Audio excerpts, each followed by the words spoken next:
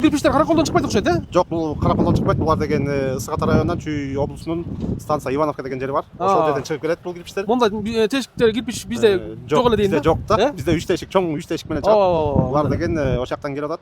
Жылмакай эле жакшы эле, Ооба, бул шор болбойт деп. Шор болбойт. Сапатына кепилдик чыгарган завод кепилдик берет. Качествосы бар. Баасычы? Баасы 14 сомдон келет Караколго чейин. Фура менен келет. Бир фурада 8580 кирпич келет. Каалагандай көлөмдө заказ кылса алып келип бересиңер. Алып келип беребиз. Мондай таңгакталган, Ооба, ушундай палет деп коет. Палет менен келет.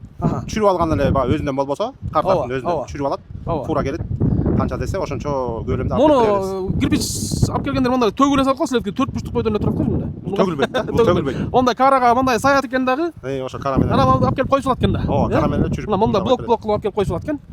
Мына Каракол шаарында же болбосо жер төгүгүз түзүп ак суу курулуш кылам дегендер болсо, мына кирпич издеп аткан болсоңуздар, мына мондай атайын кирпич алып келип сатып жатат. Баасы бияктагыдай эле экен да, 14 сомдон келиши. Бияктагыларды канча сом негизи? Бияктагыларды эми билбейм, айта албайм. Ошондуктан мына монда таңгакталган атайын мондай жайнаган тешиги менен мына жылмакайын деле карагыла.